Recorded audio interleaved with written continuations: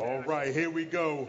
MLG Championship Sunday here in Toronto. I need everybody on your feet, please. This is it. This is the pinnacle right here. Make some noise, y'all. Clap it up for Str8 Rippin and Instinct. Here we go. Who will be the champion? Who will win the gold? We will see it right here, right now. Two new teams, two new looks. But there's only one room at the top here in Toronto. Who's going to take it home?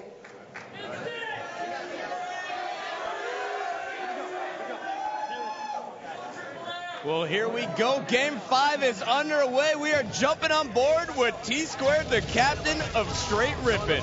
Yeah, top center, top center. You guys top side. This, of course, Guardian Team Slayer. We just watched Roy go off last game on this map. We'll see if he can do it again. But right now, we have T-Squared off to a great start, stopping Soviet, who had the sniper rifle, and now it's in his hands for the first time at this event that I've seen. Absolutely, and we just got done talking about Roy and Lunchbox and how great of a duo they are, but I got some interesting stats, thanks to DMAC, of course.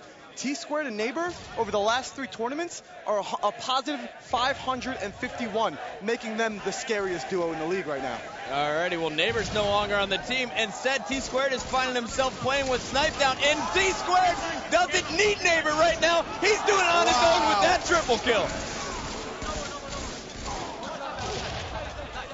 And I need to see another look at that Nexi. T-Squared already with 4 kills. It's all tied up at 8-8, but let's see how it got that way. Check out T-Squared with a jumping headshot, swiping it over Soviet's face, then looking over towards Camo. Lunchbox went down, and yeah, he jumps up in the air for the triple. In the first minute of the game, he's not waiting to get this started. He's not waiting to warm up. He's here to win it, and he's showing it right there. Well, I was a little bit worried for Str8 Rippin, thinking that the time off in between the winners bracket finals and the championship match, they may have cooled down, but that is obviously not the case here. It's all tied up at 12-12. T2, he's intense. He's owning right now. You know, I read T-Squared's blog in between Orlando and here after the whole Neighbor situation went down. You know what? He would not let his team get cooled off right here for this match because he wants this so much, not only for his team, but for himself, and to prove that he's one of the best players here on this circuit.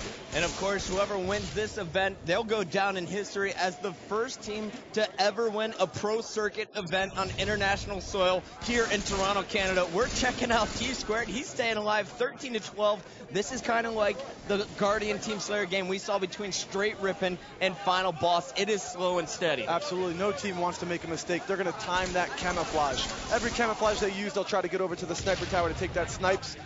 But it's pretty much a stalemate. You see Soviet charging forward. He's not wasting any time at all, proving my theory wrong a little bit there. But T-Squared doing exactly what I was saying, just sitting back, waiting for that camouflage. And we just saw him go up against Roy with a perfect 4-shot, now using 2 shots to clean up the kill. Again, 18-16. We have all of Str8 Rippin set up on the gold and blue towers. That is going to allow them to get the camo, but guess what? We're seeing T-Squared charge all the way across top middle, barely getting shot at. He was going for the sniper rifle, but he's going to be taken down. Let's jump on board with Roy, who just had a huge BR win against Snipe Down. He was going up against El Might Warrior, but he was taken out by C2. Nexi, which player are you keeping your eye on right now? Oh man, T-Squared for sure. He is so confident this tournament, and every time T-Squared's been confident, it shows in his playing. I mean, you saw how he started the game. You see him now, meleeing people in back like it's not a problem.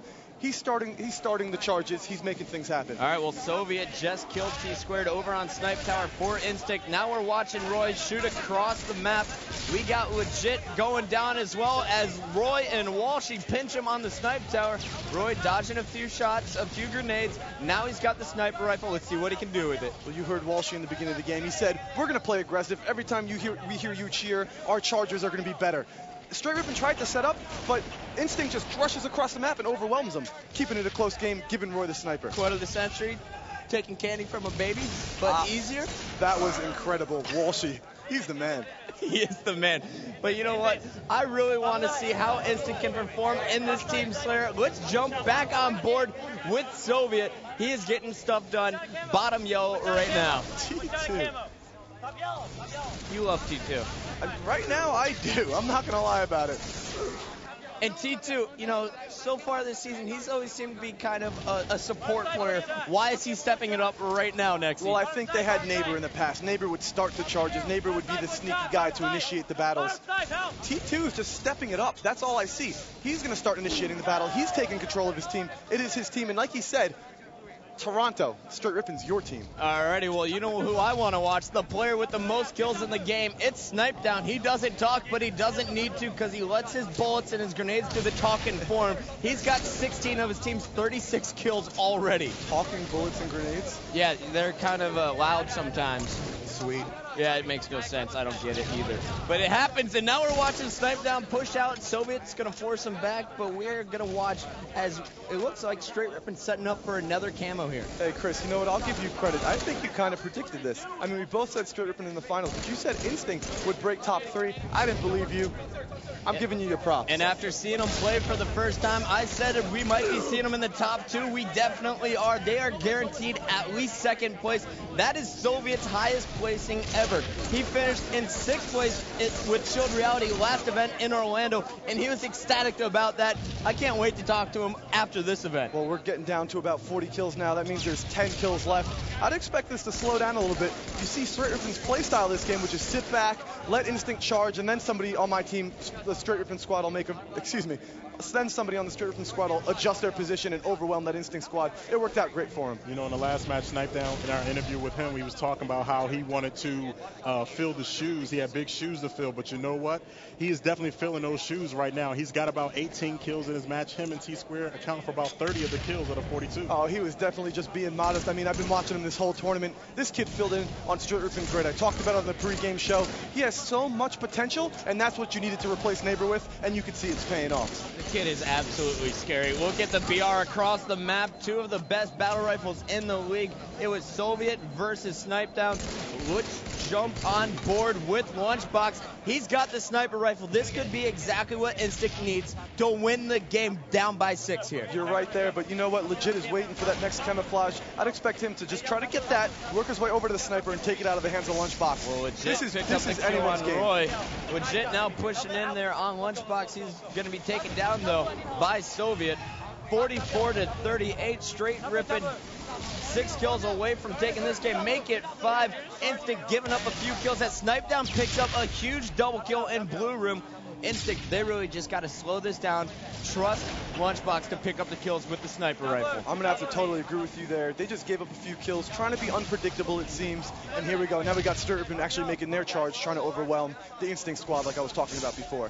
My hands are sweaty like I'm down there playing. I know those guys are really nervous and really pumped up. I know I'm excited up here. I can't sit down. Nobody wants to make a mistake. Well, an awkward fact for you, Farouk. I had surgery so that my hands can never sweat ever again. Anyway, we're still on board with Lunchbox. He's got the sniper rifle. Soviet's firing some shots from bottom green. He's taken out, and now Str8 Rippin is just 2 kills away. We're watching All Might Warrior shoot across the map.